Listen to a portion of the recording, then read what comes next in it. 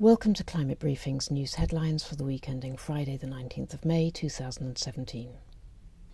Henderson Island, a World Heritage Site in the South Pacific Ocean, is a small uninhabited landmass little more than 10 kilometres long and 5 kilometres wide, but an investigative team of marine scientists have found it is now littered with around 38 million pieces of plastic waste. The researchers say the density of trash is the highest recorded anywhere in the world, and an estimated 13,000 pieces of garbage are washing up there every day. After the widely reported coral bleaching events at the Great Barrier Reef earlier this year, a second coral reef system has been hit by large-scale bleaching.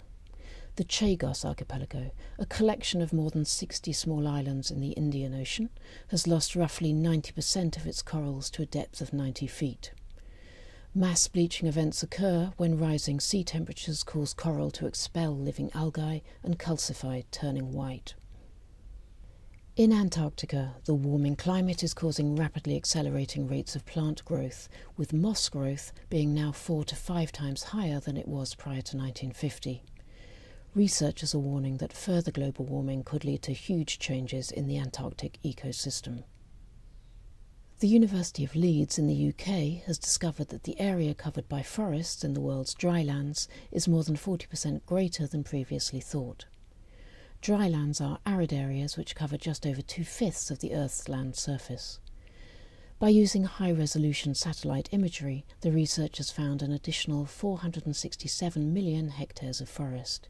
This could have major implications for our understanding of the part that forests play in the global carbon cycle.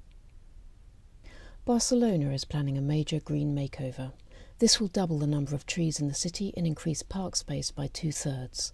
The programme will deliver 108 acres of new green space by the year 2019 and over 400 acres by 2030.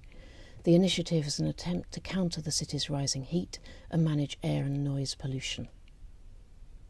The European Union has announced that it will provide €800 million to help the development of 79 African, Pacific and Caribbean nations. Around half the funds will go towards climate action.